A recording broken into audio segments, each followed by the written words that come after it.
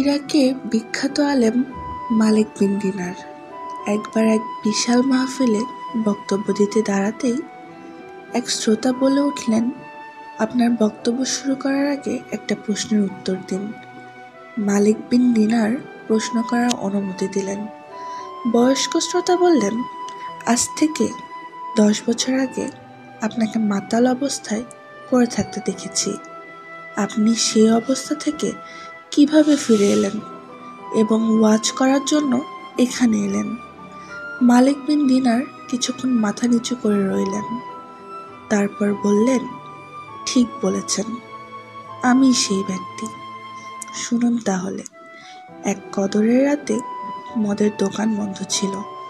দোকানিকে অনেক অনুরোধ করে এক বোতল মদ কিনলাম। বাসায় গিয়ে খাবো এ শর্তে। বাসায় ঢুকলাম। ঢুকেই দেখি আমার স্ত্রী নামাজ পড়ছে।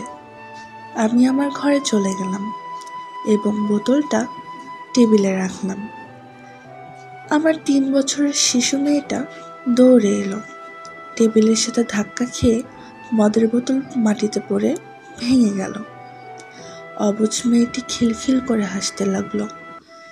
ভাঙা বোতল ফেলে দিয়ে আমি ঘুমিয়ে গেলাম।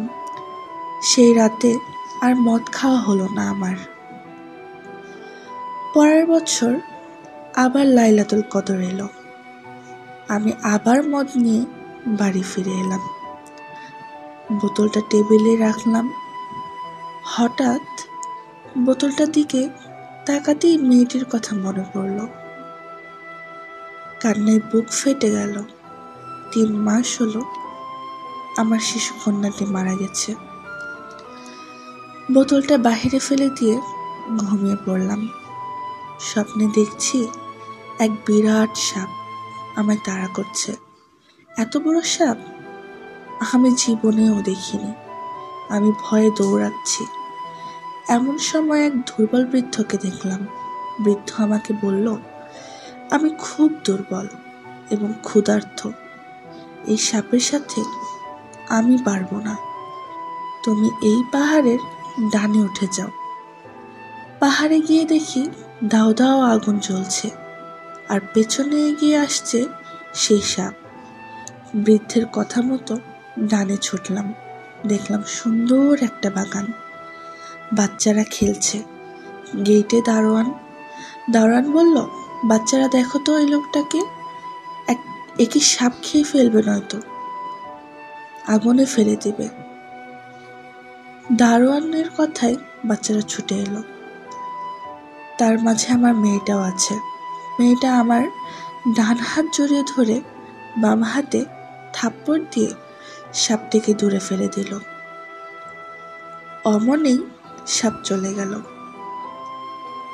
আমি অবাক হয়ে বললাম, মা, তুমি এত ছোট আর এত বড় সাপ তোমায় ভয় পায়? মেয়ে বলল, আমি জান্নাতি মেয়ে, জাহান্নামের সাপ আমার ভয় পায়। বাবা, ওই সাপকে তুমি চিনতে পেরেছ? আমি বললাম, না মা।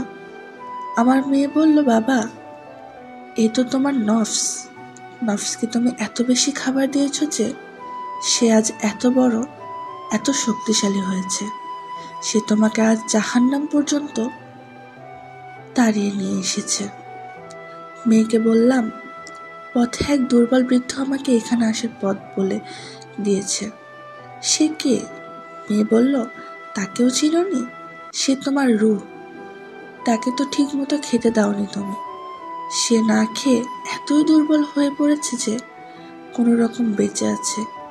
এরপর আমার ঘুম ভেঙে গেল। সেই দিন থেকে আমি আমার রূহকে খাদ্য দিয়ে যাচ্ছি আর নফসের খাদ্য একবারেই বন্ধ করে দিয়েছি। চোখ বন্ধ করলেই সেই ভয়ালো রূপটি দেখতে পেলে আর দেখি রূহকে। কত দুর্বল, হাঁটতে পারে না।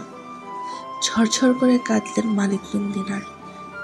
আসুন, রুহের খাবার দিই আর নফসকে হেফাজত করি, নয়তো উপায় নেই। মহান আল্লাহ আমাদের সবাইকে বোঝার তৌফিক দান করুন। আমিন। আশা করছি আজকের ভিডিওটা আপনাদের সবার কাছে অনেক ভালো লেগেছে। আর যদি ভালো লেগে থাকে তাহলে চ্যানেলটাকে অবশ্যই সাবস্ক্রাইব করবেন। যারা ফেসবুকে দেখছেন অবশ্যই ফলো দেবেন। আল্লাহ হাফেজ।